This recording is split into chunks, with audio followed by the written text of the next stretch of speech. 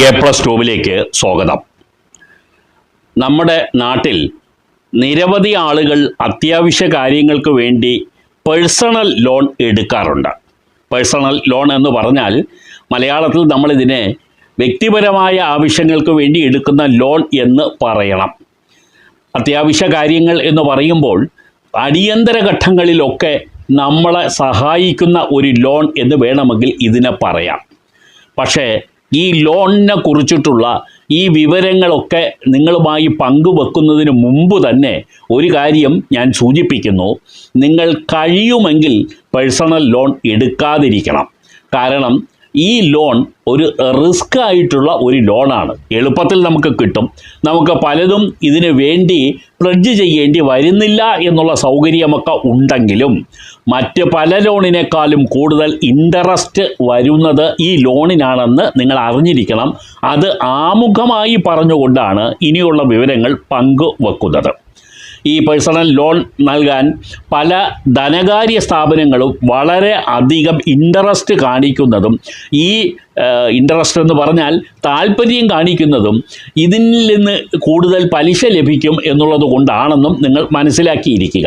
ബാങ്കുകളും നൽകുന്നുണ്ട്, ധനകാര്യ സ്ഥാപനങ്ങളും ഈ വ്യക്തിഗത വായ്പ അഥവാ പേഴ്സണൽ ലോൺ നൽകുന്നുണ്ട്.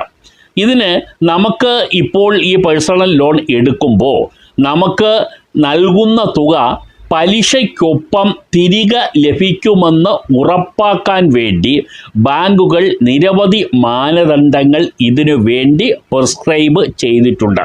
അപ്പോൾ അതുകൊണ്ട് ആദ്യം നമ്മൾ ഇത് പേഴ്സണൽ ലോൺ എടുക്കുന്നതിന് മുമ്പ് ഇതുമായി ബന്ധപ്പെട്ടിട്ടുള്ള കാര്യങ്ങളൊക്കെ ഒരു പരിധിവരെയെങ്കിലും നമ്മൾ അറിഞ്ഞിരിക്കണം. ഇതിനു വേണ്ടിയുള്ള യോഗ്യത പ്രതിമാസം കുറഞ്ഞത് 15,000 രൂപയെങ്കിലും നമുക്ക് സമ്പാദ്യമായി ഉണ്ടായിരിക്കണം എന്നുള്ളൊരു നിഷ്കർഷത പ്രധാനപ്പെട്ട ബാങ്കുകളും ധനകാര്യ സ്ഥാപനങ്ങളും മാനദണ്ഡമായി നിശ്ചയിച്ചിട്ടുണ്ട്. അതായത് ഒരു മാസം നമുക്കൊരു 10,000 രൂപയെങ്കിലും വരുമാനമുള്ള ഒരു വ്യക്തിക്കാണ് പ്രധാനമായിട്ടും ഇതിൽ അപേക്ഷിക്കാനുള്ള അർഹത അവർ കണ്ടെത്തുന്നത്.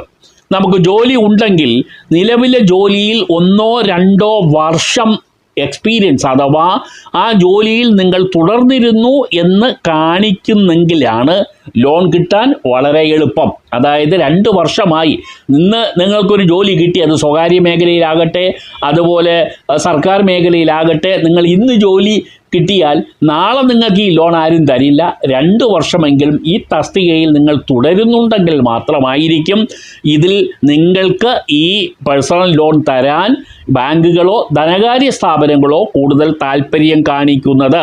അതും നിങ്ങൾ മനസ്സിൽ വെക്കണം. പ്രായം ഒരു ഘടകമാണോ എന്ന് ചോദിച്ചാൽ തീർച്ചയാണ്. 18 വയസ്സും 60 വയസ്സിനും ഇടയിലുള്ളവർക്ക് തരാനാണ് താല്പര്യം. കാരണം ആ ഏജ് വലിയൊരു ക്രൈറ്റീരിയയായി പല ബാങ്കുകളും പ്രത്യേകിച്ച് കണക്കാക്കിയിട്ടുണ്ട്. 700 ക്രെഡിറ്റ് സ്കോർ വേണം എന്നുള്ളൊരു നിഷ്കർഷതയും ഉണ്ട്. സ്കോർ മനസ്സിലായല്ലോ, സിബിൽ സ്കോർ എന്ന് പറയുന്നതാണ് 700. ഇതിൻ്റെ ഈ സ്കോർ നിലവാരം പലരും നോക്കുന്നു, പക്ഷേ എല്ലാവരും നോക്കണമെന്നുമില്ല. അതും ഓർത്തിരിക്കുക. ചില ധനകാര്യ സ്ഥാപനങ്ങളൊന്നും ഈ ക്രെഡിറ്റ് സ്കോറിൻ്റെ പിന്നാലെയൊന്നും പോകാറൊന്നുമില്ല. അവർക്ക് ഇൻട്രസ്റ്റ് റേറ്റ് കൂടുതലായതുകൊണ്ട് തന്നെ അവർ ഒരുവിധമൊക്കെ അവർക്ക് സാറ്റിസ്ഫൈഡ് ആണെങ്കിൽ ലോൺ അനുവദിക്കും എന്നുള്ളതാണ്. ഇനി മറ്റ് ചില കാര്യങ്ങൾ കൂടി നിങ്ങൾ അറിഞ്ഞിരിക്കണം. ഇതിനു വേണ്ടി നമ്മൾ കൊടുക്കേണ്ടി വരുന്ന രേഖകൾ ഏതാണോ നമ്മൾ വർക്ക് ചെയ്യുന്ന സ്ഥാപനമാണെങ്കിൽ അവിടുന്ന് കിട്ടിയിട്ടുള്ള ഔദ്യോഗിക രേഖ നിങ്ങൾ കൊടുക്കണം.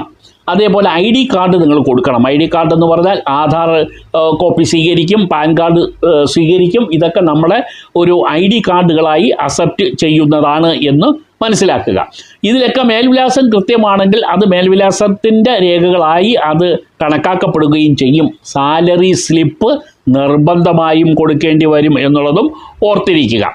ഇനി നമ്മളെ സംബന്ധിച്ചിടത്തോളം നമ്മൾ ഇത് എടുക്കുമ്പോൾ അറിയേണ്ട മറ്റ് ചില കാര്യങ്ങളുണ്ട്. ഇത് നമുക്ക് എടുക്കുന്നതിന് വേണ്ടിയുള്ള നിബന്ധനകളാണ് പറഞ്ഞെങ്കിലും നമ്മൾ ശ്രദ്ധിക്കേണ്ട ചില കാര്യങ്ങൾ കൂടി പറയാം. നിങ്ങൾക്ക് ആദ്യം നമുക്കിത് തിരിച്ചടയ്ക്കാനുള്ള കഴിവ് നമ്മൾ തന്നെ ഒന്ന് സ്വയം വിലയിരുത്തുക എന്നുള്ളതാണ് നിങ്ങൾ അറിഞ്ഞിരിക്കേണ്ട പ്രധാനപ്പെട്ട കാര്യം. എല്ലാവരും പെട്ടെന്ന് കിട്ടുന്ന ലോണാണ്, ഈടൊന്നും കൊടുക്കണ്ട എന്ന് പറഞ്ഞാൽ നിങ്ങൾ അടയ്ക്കാതിരുന്നാൽ, തിരിച്ചടവ് മുടങ്ങിയാൽ നിങ്ങളിൽ നിന്നും ഇത് ഈടാക്കാൻ പ്രോസിക്യൂഷൻ ഉൾപ്പെടെയുള്ള നടപടികൾക്ക് ഈ ധനകാര്യ സ്ഥാപനങ്ങൾക്ക് അധികാരം നൽകിയ വ്യവസ്ഥയുണ്ട്. അതുകൊണ്ട് നിങ്ങൾക്ക് ഒന്നും കൊടുത്തില്ല, അതുകൊണ്ട് തന്നെ ജപ്തി ചെയ്യാനൊന്നുമില്ല, നമ്മളെ സംബന്ധിച്ചിടത്തോളം സുഖമാണ് എന്നൊന്നും ആരും കരുതി കളയരുത്. അതുകൊണ്ട് തന്നെ റവന്യൂ റിക്കവറി നടപടിയിലേക്ക് പോകാം, അതുപോലെ പ്രോസിക്യൂഷൻ നടപടിയിലേക്ക് പോകാം. ചിലപ്പോൾ ഇത് രണ്ടും കൂടിയാകാം. ഇതൊക്കെ നിങ്ങളെ കാത്തിരിക്കുന്ന കാര്യമാണെന്ന് നിങ്ങൾ മനസ്സിലാക്കുക എന്നുള്ളത് ഓർമ്മിപ്പിക്കുന്നു.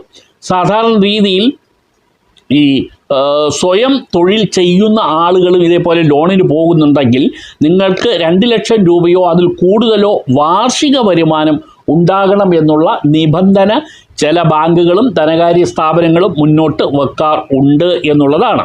നിങ്ങളുടെ ക്രെഡിറ്റ് സ്കോർ വളരെ കർശനമായി പരിശോധിക്കും എന്നുള്ളത് പ്രത്യേകം ഓർത്തിരിക്കുക.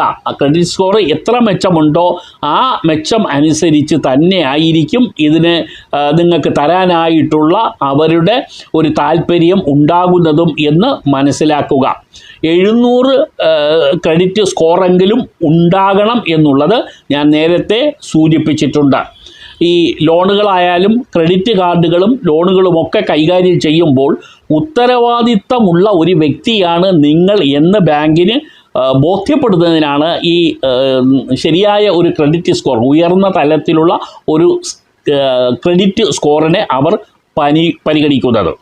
നിങ്ങളുടെ വരുമാനം, ക്രെഡിറ്റ് സ്കോർ റേറ്റിംഗ്, നിങ്ങൾ നിലവിലുള്ള നിങ്ങളുടെ സാമ്പത്തിക ശേഷി എന്നിവയൊക്കെ വ്യക്തിഗത വായ്പയ്ക്ക് വേണ്ടി പരിഗണിക്കുന്ന പ്രധാനപ്പെട്ട കാര്യങ്ങളാണ് എന്നും നിങ്ങൾ ഓർത്തിരിക്കുക. ഒരിക്കൽ കൂടി ഈ എപ്പിസോഡ് തീരുന്നതിന് മുമ്പ് നിങ്ങളോട് ഓർമ്മിപ്പിക്കുന്നത്, പേഴ്സണൽ ലോൺ ആദ്യമായി നിങ്ങൾ എടുക്കുകയാണെങ്കിൽ നിങ്ങൾ 2-3 വട്ടം ആലോചിച്ചിട്ടാണ് എടുക്കാൻ ഉള്ളത് എന്ന് മനസ്സിലാക്കിയിരിക്കുക. പിന്നെ മറ്റാരോടെങ്കിലും ഈ പണത്തിന് വേണ്ടി കൈനീട്ടാൻ ബുദ്ധിമുട്ടുള്ള ആളുകൾ കൊണ്ട്, അങ്ങനെയുള്ള ആളുകൾ തീർച്ചയായും അങ്ങനെ ഒരു പ്രശ്നം വരികയാണെങ്കിൽ, അല്ലെങ്കിൽ ആ രീതിയിൽ കാര്യങ്ങൾ ചിന്തിക്കുന്ന ഒരാളാണെങ്കിൽ നിങ്ങൾക്ക് പേഴ്സണൽ ലോൺ ഡിപ്പെൻഡ് ചെയ്യാം. വേറൊരാളിൻ്റെ മുമ്പിൽ പോയി എനിക്ക് പണം കടമായിട്ടോ മറ്റോ വാങ്ങാൻ ബുദ്ധിമുട്ടുള്ളവർക്ക് ഇത് പ്രിഫർ ചെയ്യാം. രണ്ടാമതായി, പല സ്വകാര്യ മേഖലയിലും കൊള്ളപ്പലിശ കൊടുത്ത് നമ്മൾ പണം എടുക്കേണ്ടി വരുന്നൊരു സാഹചര്യം നിങ്ങൾ ഫേസ് ചെയ്യേണ്ടി വരും എന്നറിയാമെങ്കിലും നിങ്ങൾക്ക് പേഴ്സണൽ ലോണിലേക്ക് പോകാം. അടിയന്തര ഘട്ടത്തിൽ നമുക്ക് ഇതേപോലെ തെണ്ടി നടക്കണം എന്നൊരവസ്ഥ നമ്മൾ ആരും തന്നെ പലപ്പോഴും അതിനുവേണ്ടി തുനിയാറില്ല. പകരം നമുക്ക് ഇതുപോലെ ധനകാര്യ സ്ഥാപനത്തിലോ അതേപോലെ ബാങ്കുകളിലോ നിന്ന് മര്യാദയോടുകൂടി നമുക്ക് അപേക്ഷ കൊടുത്ത് മര്യാദയ്ക്ക് തന്നെ ആ തുക വാങ്ങാം. ഇൻട്രസ്റ്റ് റേറ്റ് കൂടുതൽ കൊടുക്കണമെന്ന് മാത്രമേ ഉള്ളൂ, പക്ഷേ കൊള്ളപ്പലിശയോളം ഉണ്ടാവില്ല എന്നതും കൂടി ഓർത്തിരിക്കുക. മാന്യമായി നമുക്ക് ലോൺ എടുക്കാം. പക്ഷേ ഏത് ലോൺ എടുത്താലും തിരിച്ചടവിനെക്കുറിച്ച് നല്ലവണ്ണം ആലോചിച്ച് ഉറപ്പ് വരുത്തി നിങ്ങൾ ഏത് ലോണും എടുക്കണം, പ്രത്യേകിച്ച് പേഴ്സണൽ ലോൺ. ഇതാണ് കൺക്ലൂഡ് ചെയ്ത് നിങ്ങളെ അറിയിക്കുന്ന വിഷയം.